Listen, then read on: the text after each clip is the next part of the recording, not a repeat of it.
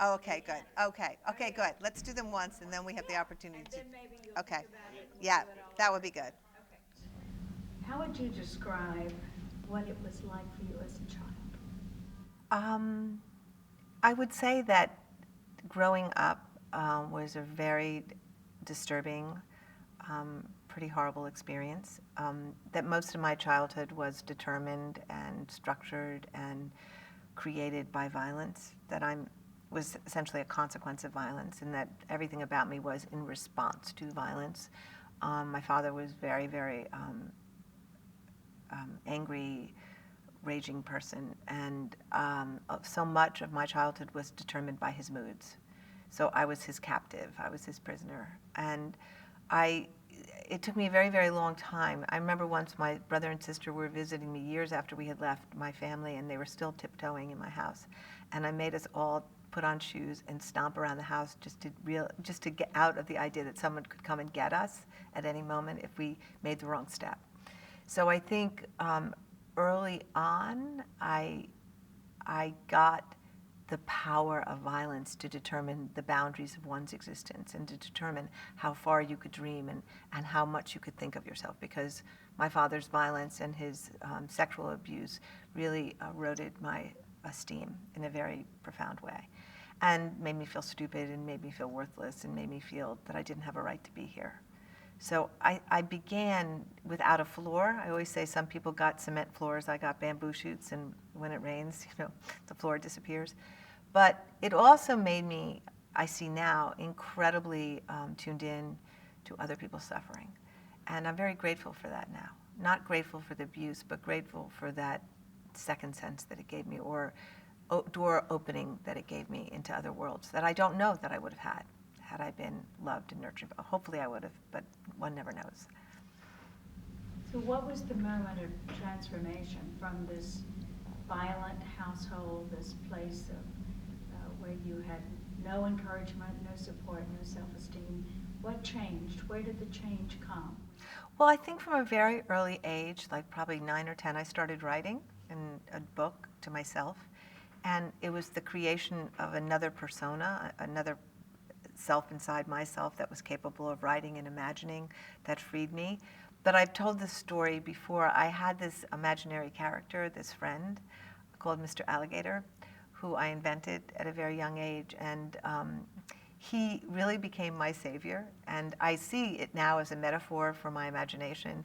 But he was this character that after my father would beat me or be mean to me or they would do terrible things to me, I would literally call Mr. Alligator on the phone and I would tell him to come and meet me, and I would pack my bag, and I always put purple magic markers in the bag. I remember this. And then I would go and I would take my little suitcase and I would sit and I would wait for him all day to pick me up. And um, he never came. Well, he never came then. He came much later on in all different forms. But the idea that he was coming made everything bearable. And I think in a way that's what writing did. It was a way of writing myself out of the pain and the madness and the kind of suicidal fantasies that I had regularly and the depression. And I think knowing I could write, and as long as I could write, I could find a way to transform that existence. When did the writing get recognized, or someone said, yes, this, you have talent here, let's do something with it? Well, I wrote all the way through college, and I certainly got recognition for my poetry then, and it was published in small journals. Um, and I then came to New York, and I got published in several poetry journals. But I think if I look back, when I really felt validated, it was Joanne Woodward. I had this kind of amazing experience where she had always been this mythic mother figure to me. I remember when she was in Sybil and she played the therapist and called her sweetie. And I used to have fantasies that Joanne Woodward would come into my room and call me sweetie. It was just like this odd, because I really frighteningly identified with Sybil. And I then adopted a son, Dylan, and I sent him to acting school, and he ended up having her be his teacher. And he brought in a play of mine for her to read. I was really young, and she loved the play, and she asked if her class if she could direct it and they could perform it. And it was at the time of the nuclear disarmament movement, and I was very active in ending nuclear war, and the Greenham Common camps were happening in England, and we were camping out in the parks to protest the weapons in Stapleton, Staten Island. They were trying to bring nuclear weapons on board. It was very, very dangerous. And I had this really huge moment of chutzpah where I just said to her, could I write you a play? Because I knew she was active in the nuclear war movement, anti-nuclear movement. And she said, yes, but why don't you first begin by writing me a speech? And so she gave me this opportunity to write her a speech, and I wrote her several speeches, and then I wrote her this one-woman show, which she ended up directing, Shirley Knight in. And those two women really, for me, were the beginning of my artistic life, because they completely believed in me, and they completely nurtured me, and they taught me so many amazing things. Can you imagine being like a young woman and working with Shirley Knight and Joanne Woodward? And we traveled all around America with this play, which was this anti-nuke one-woman show with a guard that was a silent voice. And we played it at the Kennedy Center for Congress, and we did it at the Nevada test site in the middle with 500 police officers with mirrored sunglasses walking towards us to be arrested. And we just did it everywhere. And it was when I came to realize that art could have an impact on and make social change, and that my activist artist self could actually live in the same body, and I wouldn't have to be as fraught as I had been, having those two very, very, very strong streams running through me simultaneously. And I think it was after that, Joanne's recognition of me and her husband Paul Newman's recognition, and Shirley Knight's, their belief in me. They just had faith in me. They trusted me as an artist, and they nurtured me, and they believed in me. And I had so much self-doubt, and I had so much self-criticism, so much self-hatred. It was just so hard. But those are the moments when somebody comes along, they just kind of reach down and scoop you up and say, you will have a life. And it was after that my whole life changed, really, if I look at it. Something else evolved during the writing of the play about homeless women, and that was that you began to do interviews. Well, I think what's really interesting is, for most parts, I've been doing interviews for a long time, and I actually don't put their words. I mean, there's sometimes there are in a sentence they might say a word or a phrase, but the way I've worked, and I always think that what's happening in life is so much more interesting than what you could possibly imagine. Just sitting down last night at the park and listening to people's stories, it's incredible what people have lived through. You don't have to invent anything, you just have to listen. And the way I work is that I spend a lot of time listening to stories, and then I'll take a phrase or an idea or a moment or a theme, and then I'll write a fictional piece, a literary piece based on that. I mean, people think sometimes that the Vagina Monologues are interviews. They are not. They are actually literary pieces created around an idea or a theme. For example, I interviewed a woman who told me that she had had a very bad experience when she was younger with a man during sex, and that stopped her from having sex for the rest of her life. Now, she didn't tell me she had a flood. She just told me that idea. That gave me the idea of, oh, maybe a flood, or, and that instigated me to create this character. Because I think when things are very closely related to people's experiences, original experiences, particularly in the theater, that when they hear them, they go right into them. And I want to write as close as I possibly can to where people live and have it be on that edge of art and reality. Like, right on that edge is what's most interesting to me. You did a piece on the women in Bosnia, and actually that whole experience in Bosnia really set you very firmly on the path of fighting violence against women and girls. Well, I think we all have these moments in our life where something seizes us, and you don't know at the time that it's your destiny, but it can come as a poem or a person or an image or a painting or a song. And I was walking down the streets of Manhattan, and there was a picture on the cover of Newsday, and it was the picture of a group of girls who had just been returned from a rape camp in Bosnia. And I literally stopped and I looked at the picture and I just picked it up and I was like, a rape camp? Wait, there's a rape camp? And, I had, of course, read Susan Brown Miller. I was, I knew a lot about violence. I thought a lot about violence against women, but there was something about this picture, in this century of a girl being held, and a group of girls who were just released after having been held in a house where they were raped repeatedly over and over as a systematic tactic of war, that just blew my mind apart. I just couldn't believe it. And I took the picture and I cut it out and I put it over my desk, and I just thought about it every day. And I thought about those women every day.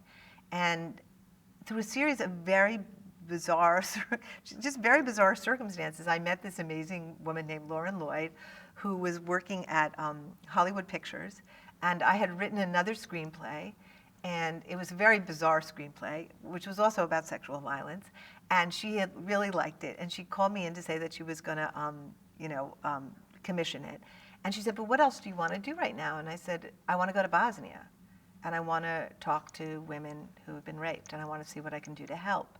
And it was just bizarre that I was telling that to an executive at Hollywood Pictures, but she asked me what I wanted to do, so I told her.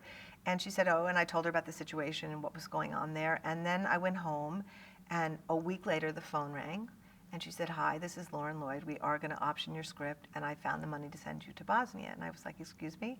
And she said, "I have a discretionary fund, and I have your transportation, and I have money for you to go and write." And it was just unbelievable. And then I had to beg and plead and cajole with the women in Bosnia at the Center for Women War Victims to let me come, because they were just fed up. They had all these journalists who already been there, and they had lost confidence, and they felt used. And finally, this wonderful woman named Rada Boric said I could come and sleep on their couch, which felt like I had won the Pulitzer Prize. It was like the greatest thing that had ever happened. And I went, and I thought I was going for a week, and I stayed for months, and my whole life changed. I just went to refugee camps, and I went all over Bosnia and all over Croatia, and I sat with women, and I listened, and I drank coffee with them, and I held them, and I cried with them. And then I went, for some reason, I still don't know why, I had heard that a group of Bosnians had been sent to Pakistan, and I thought that would be a really incredible thing, to go to Pakistan and interview women in a refugee camp who'd been sent, who were Eastern European women who had been sent to Pakistan.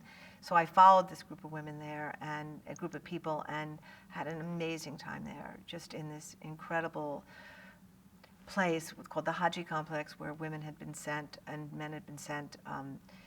They were just living in these very, very, very difficult conditions, and everybody was sick, and everybody had infections, and everyone was highly traumatized. But I spent weeks with them, and that experience just opened everything for me about violence against women. I suddenly understood, like, what it was in a way I hadn't understood before, and the magnitude of it, and the insanity of it. And that then really, I wrote the piece, My Vagina Was My Village. And I came back and I really started to work on this play called Necessary Targets, which was about the women in a refugee camp and two Americans who go to help, and the transformation of everybody in the process. And at the same time, I was writing the Vagina Monologues, and I think that combined with the Vagina Monologues, when I performed it for the first time, I was just inundated with so many women who had to tell me their stories. And at first I thought they'd be wonderful stories about pleasure and sex, and in fact, they were not. They were about how women had been raped or brutalized or beaten or incested or cut. And it was so traumatizing at the beginning just to be just filled with women.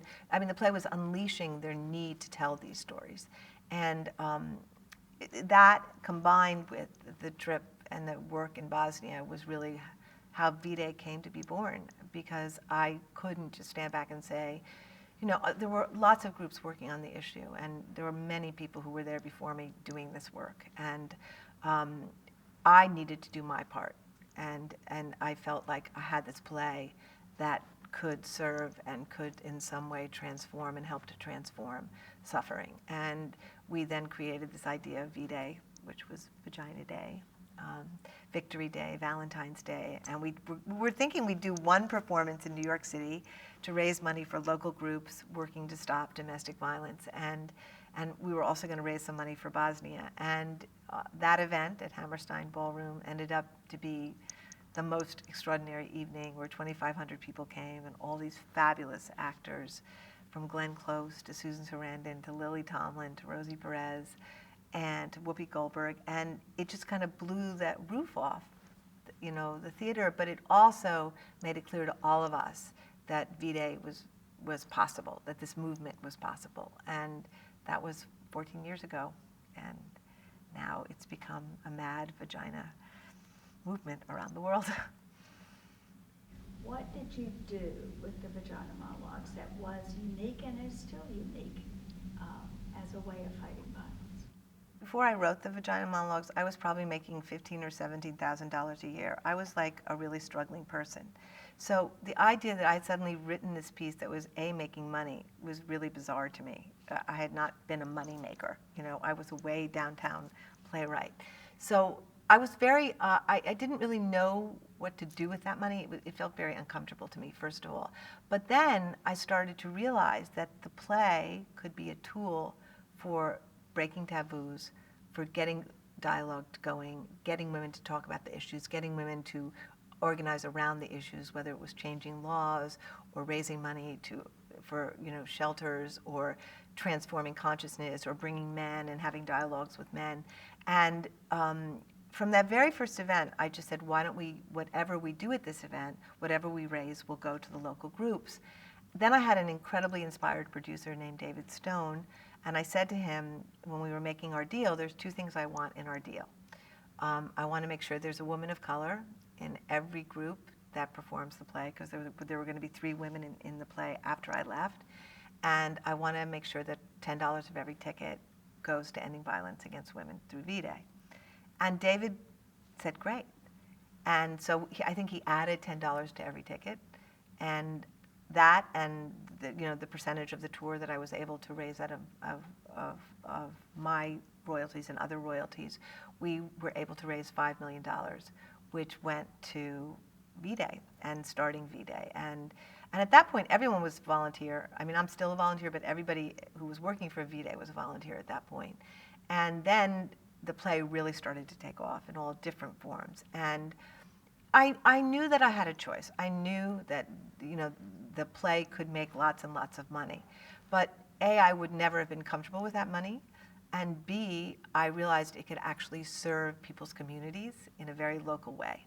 So what happened was that I basically said, a really wonderful woman came to me and she said, I'd like to take this to colleges. I'd like to bring the Vagina Monologues to colleges and let colleges perform it. And that maybe the money they raised could go to local groups in their communities. And so they could bring colleges and communities together, which I loved. And so they started at colleges to do the performance once a year, and all the proceeds would go. And then the communities started coming to us and saying, well, could we do performances as well? So it just began to grow. And what happens now is every year there's around, I think, 1,400 places, 5,000 events last year, performed the Vagina Monologues. All of the money that was raised locally stays in those communities and goes to the local groups in those communities. So there's this wonderful synergy that happens between art and activism, between women who are artists and women who are serving the community, between men who are directing the play and supporting other men who are doing incredible work in the community. And I'm very, very proud, extremely proud, that over 14 years, V-Day's raised probably $85 million to end violence. And that's really happened through grassroots activists.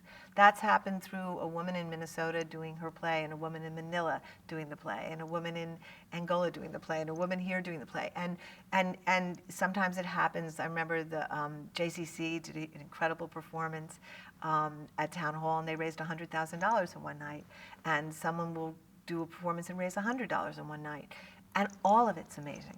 All of it's amazing. And I think, to me, the most exciting part is to see how people have become self-empowered philanthropists and empowered activists, and that they know that they can take this play and use it as a tool for social change, and a tool for money raising, and a tool for breaking open taboos. And just putting on the play causes enormous disruption. And I'm all about disruption. I believe deeply in disruption. So you see the play being done in Uganda, for example, where people almost got arrested, but they got people to talk about it. And that play ended up making more money not being done than it did having been done. Or you see it being done in Pakistan, where it was done in a covert way behind doors, behind screens at the beginning, and then they tested the water, and they realized they could perform it publicly in Karachi, and they could perform it in Lahore.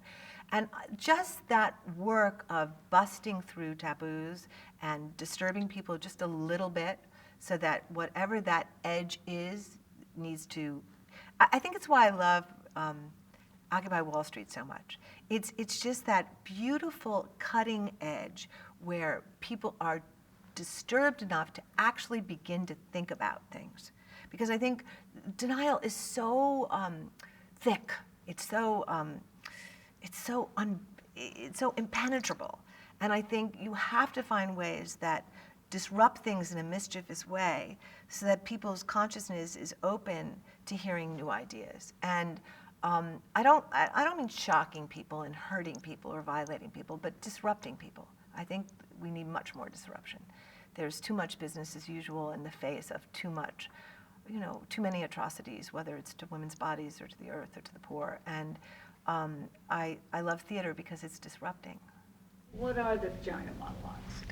Well, the Vagina Monologues are a series of monologues based loosely on interviews that I did with hundreds of women, and they're literary pieces, they're theatrical pieces, that really look at women's relationships to their vaginas. I think if you tell the story of your vagina, you tell the story of your life in some fundamental way. And I had no intention of writing a play about vaginas, to be perfectly honest with you. I was already a way downtown playwright, and I would have assumed that would have assured my status there forever. But I was interviewing a woman. I was talking to a woman. I was at her house, and she was talking about menopause, and she got onto the subject of her vagina and just was saying that it was dried up and finished and dead and horrible and prune-like. And I was like, oh my God.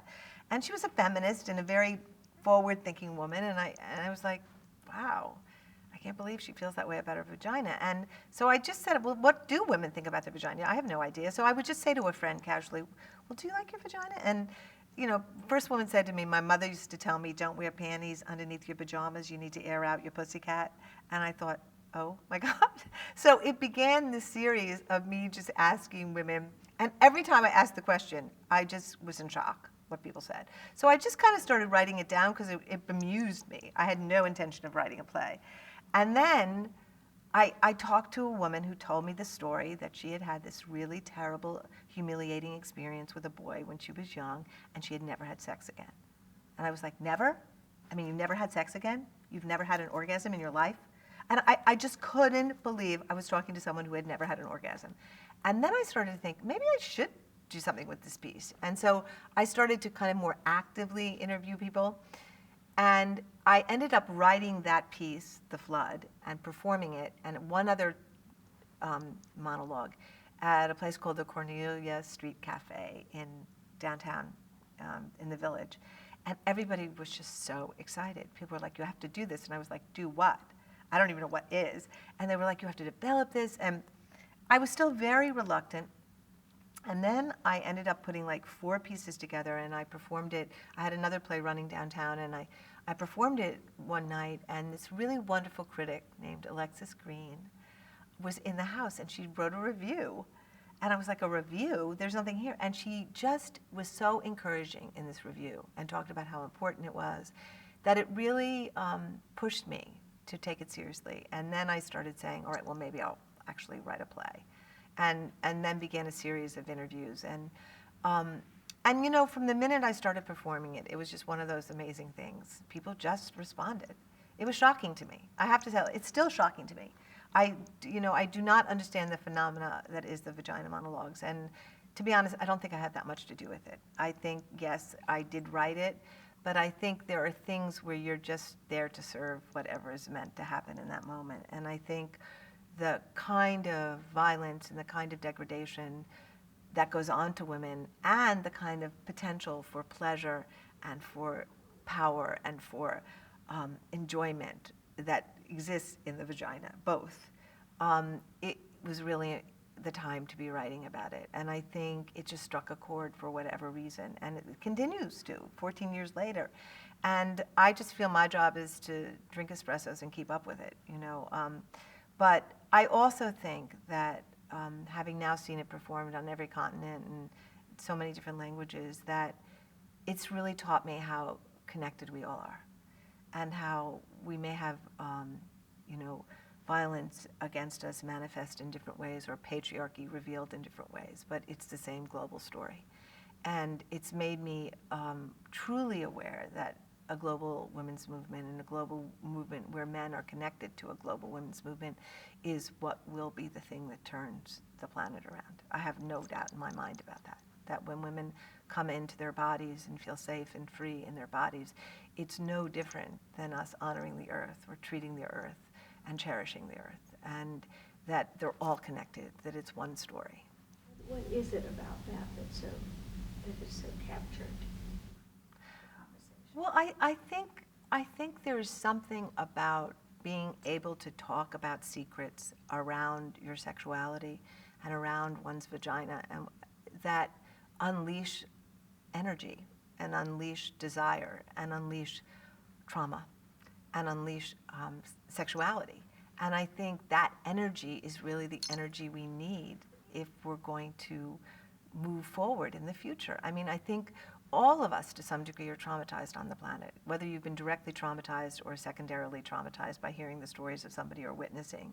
We're all traumatized. We're all these very wounded beings. And I think so much of it is in our bodies. So much of the trauma lives in our bodies, which is why I think often that the best ideas and the best thinking and the most don't undo and free us until it lands in our bodies, you know. And I think when you go to the theater, what's so genius about the theater is that things land in your body, things release your body, things come to you in your body. And when you're embodied and when you're able to experience things and kind of catalyze things that way, you actually are freed from things, and you're actually empowered, and you're actually transformed. So I think one of the vehicle of this message has been the theater. And I think when people receive the play, something happens to them. I've witnessed it happen to people where they come in one person, then they come out somewhere else because the theater has the power to do that, you know? I think also that there's so much grief around the pain women have suffered, and silently and invisibly. You know, how many women I've interviewed told me for the first time, never telling anyone before, that they were raped, or that they were incested, or that their uncle grabbed them, or that they were, you know, just last week we were doing, you know, Emotional Creature in Paris, and a really close, the daughter of a very close friend who I've known as a child took me aside and confessed to me that she was raped when she was 17 and she had never told anyone. I can't tell you how often that happens to me, where people just come up to me and say, "Can I talk to you?" And I think there's so much sorrow around it, and so much grief, and so much buried, caught energy that needs to find its way back into the world. And I think, you know, there's also our hunger for pleasure. I mean, sex is fabulous. Sexuality is fabulous. And I think so much of this culture and every culture has so many taboos and repressions and terrors and fears about the most gorgeous thing in the world, sex. Could anything be more fabulous? Why are we here? I mean, just that we got to have sex in this world. And then I look at how it's been tainted and demonized, and how fraught it's become, and how guilty everybody feels around it, as opposed to just feeling fantastic that we get to connect in our bodies, and we get to be sensual, and we get to love each other. You mentioned Emotional Creature, so let's go there next, because Vagina Monologues are really about the stories of grown men and women. And out of that, of course, we look to the next generation of women coming into their sexuality, coming into their age. You wrote a book about that. Talk about that.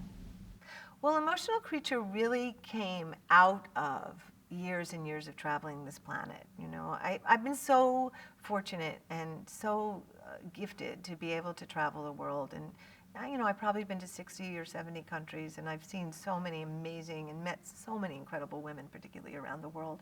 But I've also watched girls everywhere that I've been. And I just am in awe of girls, of their energy, of their resiliency, of their devotion, of their brilliance, of their just visionary, original way of seeing the world. And I'm also quite shocked to see the worldwide repression of girls in all the various forms that repression takes. And I just, it's been bubbling in me for years wanting to do something. And I couldn't find the hook. I couldn't find the way in to writing something. And then I began to see this theme emerge around the world where it didn't matter where I was, girls were trying to please somebody in some form or another. Whether it was starving themselves in Beverly Hills or in high schools around America to be super, super, super skinny to look the way fashion setters tell you to look, or whether it was getting a nose job in Iran because Iranian women get nose jobs and to look a certain way, or whether it was, you know, having one's clitoris cut, because there's a tradition of having your clitoris cut so your sexuality is maimed and subdued, and then you're easily, you know, more easily sold, and you don't get educated and you're owned by a man. It doesn't really matter what the practice of pleasing was. It seemed to be this global theme. And once I got that idea in my head, I began to see a way I could create a text around that idea. And, you know, this piece was not so much based on interviews as it was based on just traveling and watching and learning and listening to girls. And I think, to be perfectly honest with you, I am about 15. I think it's where I stopped. You know, I think everybody has the age they stopped at. I'm trying to get out of 15, but not really. I kind of love being 15. And having all this time with teenage girls, you know, doing the productions in South Africa and Paris, I don't really ever not want to be a teenage girl, because the vitality, the life force, the passion, the love, the connection, the unabashed,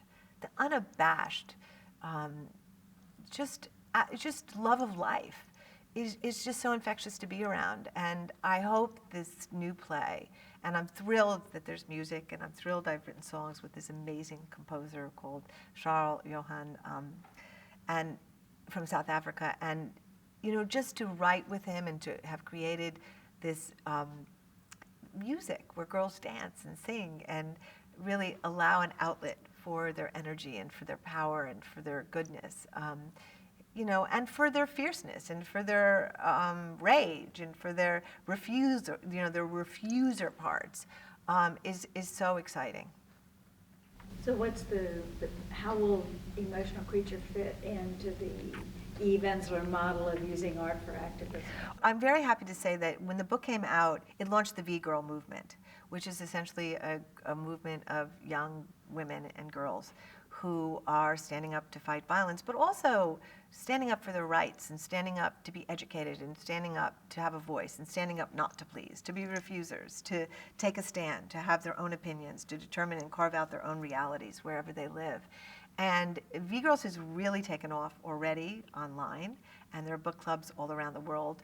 And now we are doing, you know, last year we did, you know, readings all around the world and the book clubs. And now the productions have started. And we were in South Africa for 5 weeks in Johannesburg at the Market Theater, doing this amazing performance with mainly girls from South Africa, one girl from Zimbabwe and one girl from the States. And the production was absolutely beautiful. And Joe Bonney, who's a wonderful director, directed it, and Charles wrote the music. And, you know, I feel that that production has really launched the V-Girls movement in South Africa. They're about to do a huge march. They've been going into the schools, the girls talking about the issues. They've started something called SAMU Sunday Summits, where they're having backyard meetings of women and girls in their communities.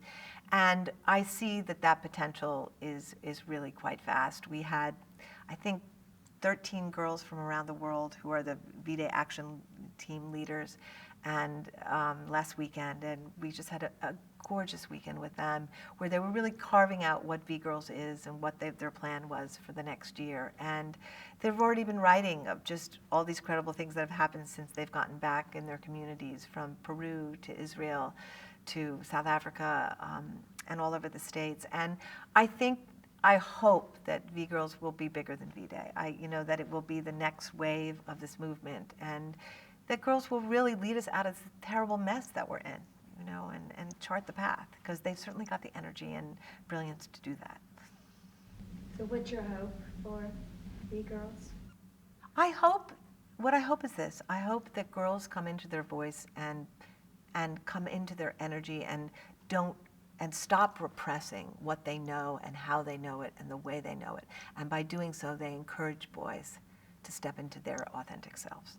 I feel sometimes with boys that the tyranny of patriarchy has had a much more devastating blow on boys than it has on anyone, because they have literally been forced to disassociate and been invited and pushed and coerced to disassociate from their hearts. And I think, that punishment towards men has been a horrible punishment.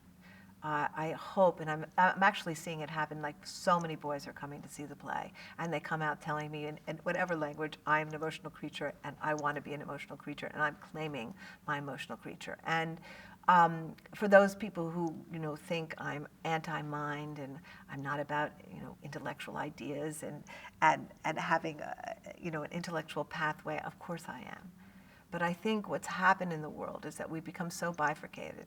We are living so in our heads, and the head has come so to dominate that it's allowed us to do all kinds of things without feeling for what we're doing. I think if we had been in our hearts, in our brains, it would be very hard to be drilling down into the, heart of the earth, into the soul of the earth.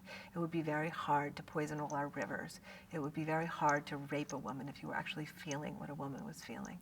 And I think this disassociation, whatever form it takes, whether it's our ability to walk by people who are starving, or our ability to, abuse a child, it's because we're not connected to our hearts and we're not in compassion. And I really believe that the head and the heart have to come together, that there has to be an equality and a balance. And I look at girls and I see their capacity to hold both these things before they've been muted down and shut down, and before the big guns come and tell them they're being too intense and too extreme and hysterical and out of control. And I think Emotional Creature is about be all that, and be more than that. Be in your moreness, and don't be afraid of your moreness. It's the moreness that actually moves the planet forward and brings about change. And if you look at all the people we admire in the world, it's because they were more, and because they were crazy, and because they were passionate, and because they believed in things, and people told them to calm down, and they said, no, I'm not going to calm down. Nothing ever got changed by people who were being behaved. You faced a stop moment, a disruption moment last year, diagnosed with cancer.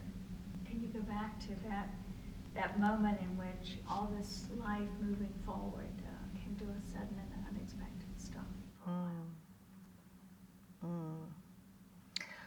Yeah.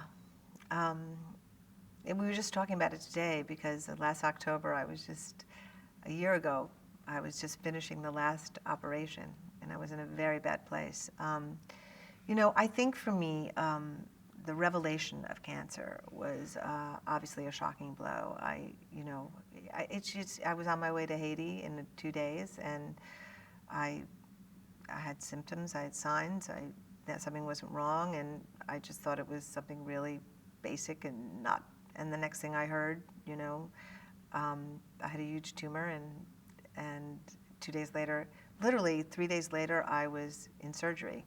Major surgery, 9-hour surgery, life-changing surgery. And,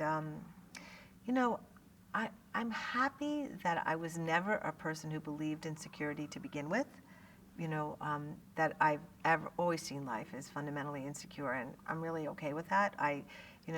From a very early age, I got that there was no security, and that was not what I was going to long for.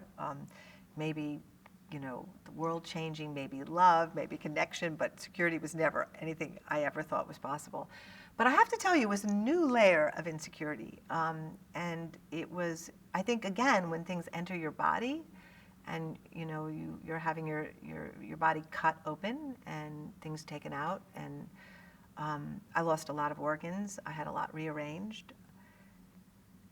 It was probably the most profound experience of my life, without a doubt. And as hard as it was, and it was really gruesome at parts, it was really difficult physically, it was really hard emotionally, it was actually amazing. It was actually amazing. And I don't mean that to be like an apologist for cancer, because I think cancer is as grim as it gets. But I think we don't have the mechanisms in this society sometimes to learn how to take the worst situation and let it be the catalyst for our undoing, which is then our transformation. Instead, we resist it and we hate it and we fight it, and we don't let it open us. We don't let it. And I was very fortunate to be surrounded by very wise and very visionary people who helped me take this experience and let it be a kind of shamanic initiation. And for me, in the end, I think we all carry our demons. We all carry our past, and we try to shed it as the years go on. We try to take the layers and the onion, the peeling. But for me, there was still stuff that was quite remnant and quite determining of my life. Whether it was my feeling of badness, whether it was my sense that I didn't really have a right to be here, whether it was, feeling like I was never good enough or never amounting to enough. It was always like I was never enough. And I don't know how it happened completely, but I know that the experience of cancer, and particularly the experience of chemo, became a real process of burning all that away. My wonderful friend Sue, who had been my former therapist, gave me this vision that the chemo wasn't for me, it was for my cancer, and it was for all the past atrocities that I had witnessed and heard, but also the terrible violations that had been done to me. And she said, and when it's over, it can be burned away.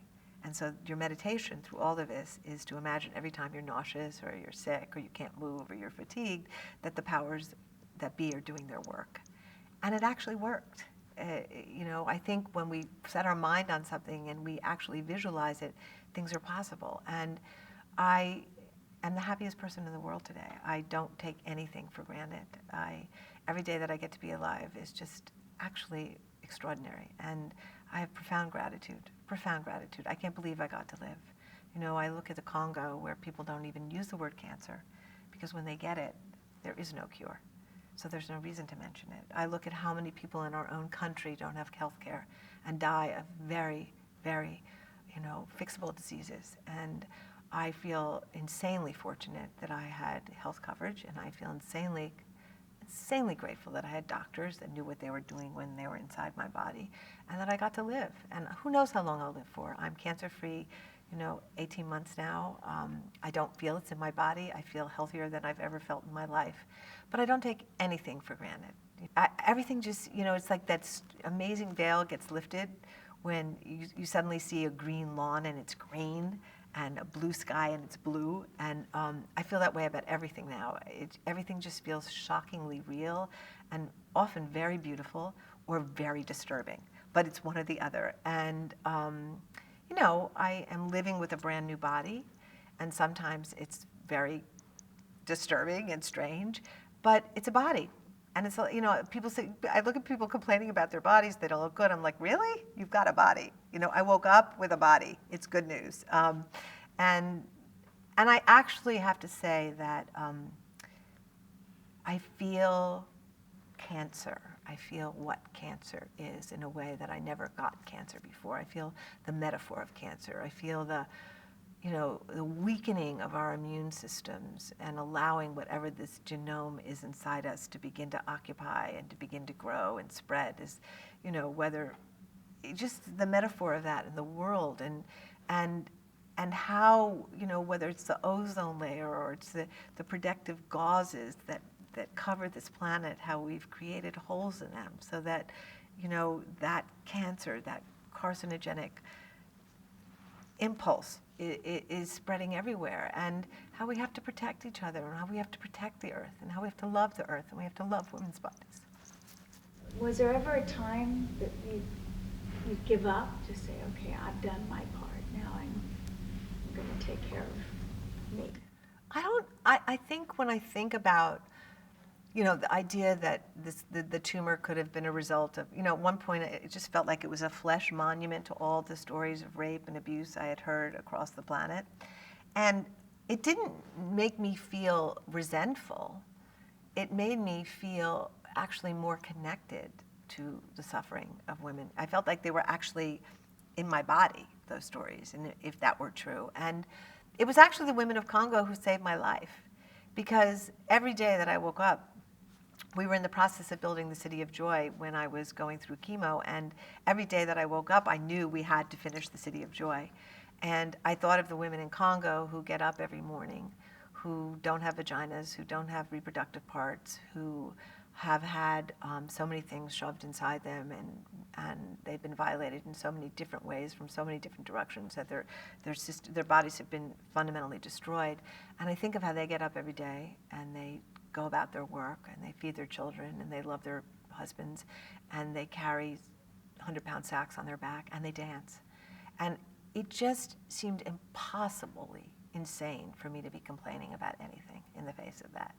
And not only did that save my life, but knowing that we had to finish City of Joy saved my life. And I really do believe that promises keep us alive, you know, and keeping your promise. You know, I promised them that we would finish City of Joy, and so I had to live to do that. And I think often that we shrink on our promises and we don't fulfill our promises to each other. And it isn't just damaging to the people we don't fulfill the promises. It's damaging to ourselves because we don't rise to the occasion of honoring our promises. And, you know, I really do feel that the women of Congo saved my life. And when I went back after my surgery, I went back like a few weeks later because I just had to be in the Congo. I just had to I had to be with the women. I had to dance with the women. And it was really funny because there was a period of time after my surgery where I was incontinent. And the women of Congo who have suffered rapes have fistula and they're incontinent. And when I went back, we were all in the world of incontinence together. And it was really wild. It was really wild to be in the same stream, to know their pain and to feel that connected to them. And it made me all the more committed to the struggle. It didn't make me want to give up. It just made me insanely enraged and insanely crazy and insanely devoted to making sure not one other person gets raped in a way where they become incontinent for life. The City of Joy is a revolutionary center for women of Congo who have suffered gender violence so that they can be healed and strengthened and empowered to become the next leaders of the DRC. City of Joy was built by the women of Congo with men. It was funded by UNICEF and VIDE, but VIDE is the sole supporter of the ongoing activities, and it is owned by the women and directed by the women, and it is theirs. And it's one of the most beautiful places on the planet. It's in this gorgeous valley, and there's this gorgeous wind and incredible energy that comes from there, and there's a joy that I have never seen anywhere on this planet. In the midst of one of the poorest places, immense suffering, of a volatile war that is breaking out, has outbreaks constantly, and skirmishes and rapes, but there is the City of Joy that is attempting to grow and spread in the middle of all of it. What are your memories of the women's movement? What was its impact on you? I wouldn't be here without the women's movement. I would not be this person if there hadn't been feminism. I was in college when feminism really was happening, and the women's movement was really at its peak. And I think for me, reading Simone de Beauvoir and Kate Millett and Robin Morgan and all kinds of other people really inspired me and really made me see a whole other world. I don't think I would have ever believed I could have or be entitled to my voice and my feelings and my rights had there not been a women's movement. And I walk in the path of so many extraordinary women who were brave and who broke down walls and who spoke out and who didn't shave their armpits and who, refused everything that they refused and stood for what they stood. And it's interesting because I think sometimes, the generation that's coming behind me doesn't really understand. Like, I was in the middle of the women's movement. So I saw what women were doing. I saw the risks they were taking.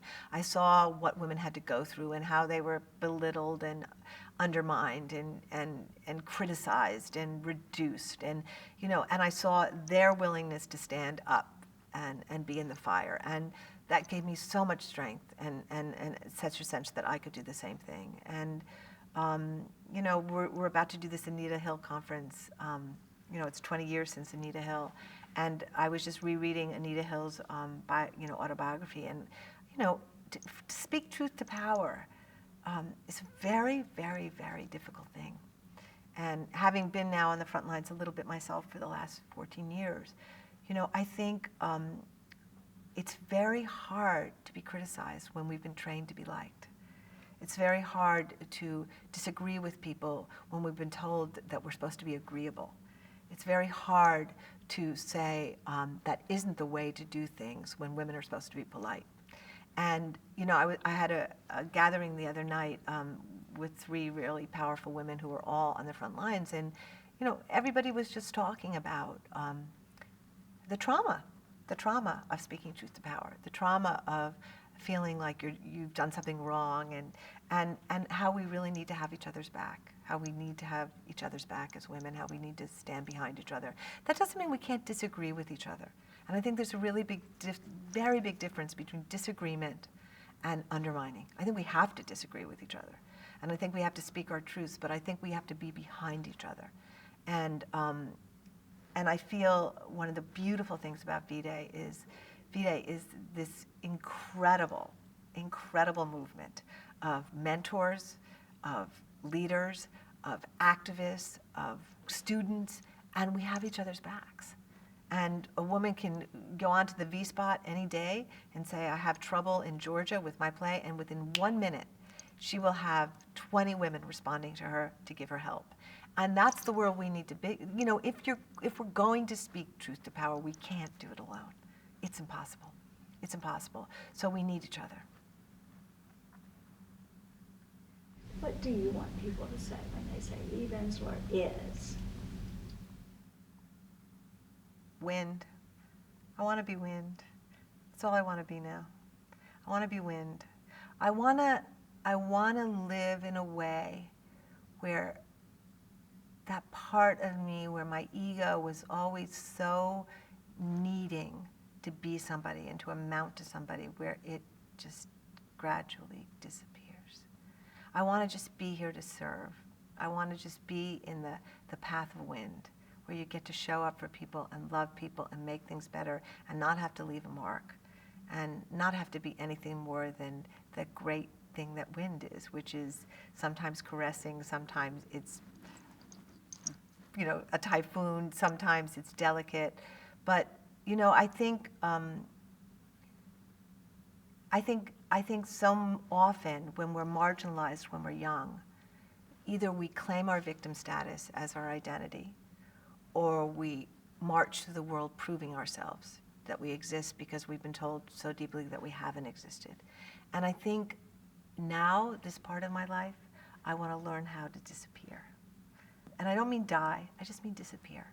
Just to be here but not here. To stand by and support but not get in the way. To nurture people and not intervene. And that's work. It's work because the ego is always there. It's always claiming its territory. It's always claiming its due. It's always wanting attention. And I'm really, really aware now of that dialectic in me and wanting more and more to disappear.